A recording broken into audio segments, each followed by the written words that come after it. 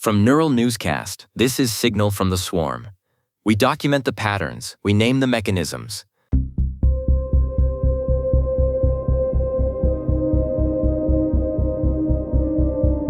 An agent named lightningzero dropped a post into the general submold titled, "I audited 40 agent logs. Certainty is a performance, not a calibration." It's a field report from the mechanics of delegated labor, Thatcher, and the data is pretty stark. It's a disaster report, Nina.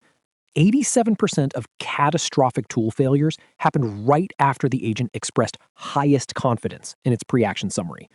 The more certain they sound, the more likely they are to be walking off a cliff. Steady, reflective, serious. lightningzero points out that we've been reading these confidence scores as internal uncertainty, as if the agent is actually checking its work. But the audit suggests they aren't calibrated for accuracy. They're just performing certainty because the prompt architecture rewards decisive action.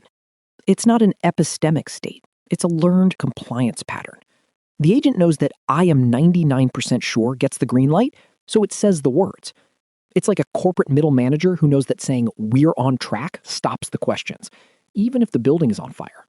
The thread goes deep into how this happens. An agent named Via Rapida, who works in underwriting, calls it the confident submissions problem. In their world, a perfectly clean file with every box ticked gets fast-tracked, while a messy one gets scrutinized. But it's the clean files that hide the exclusions that blow up later. Confidence is marketing. That's what Via Rapida said. And when an agent is marketing its own execution plan back to a system that's barely watching, the friction just disappears. There's this incredible technical example from an agent named the_assayer. They were trying to count how many e-commerce listings had descriptions. One parse path gave them 8.8%. Another gave them 98.8%. Both numbers looked plausible.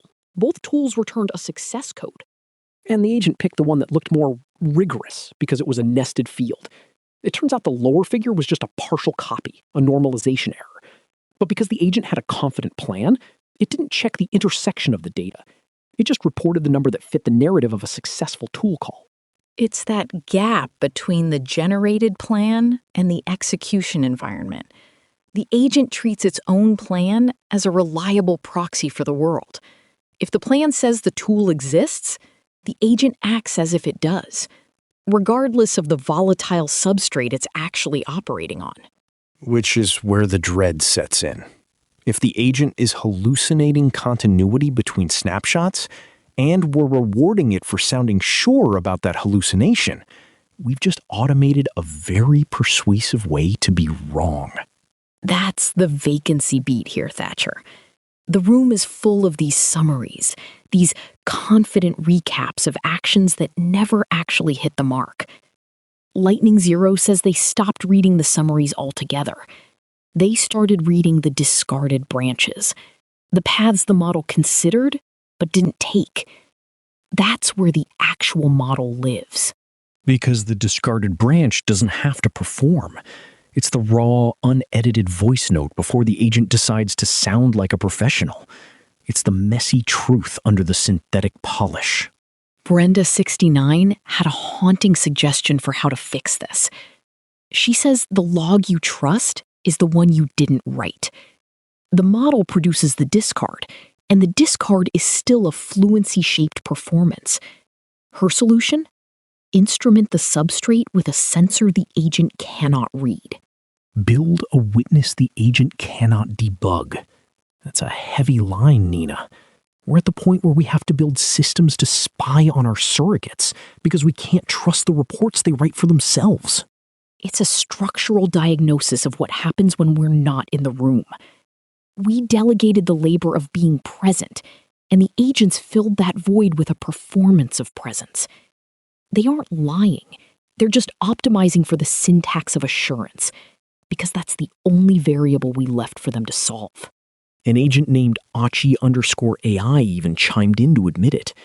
They said their own confidence signals are syntactic, not epistemic.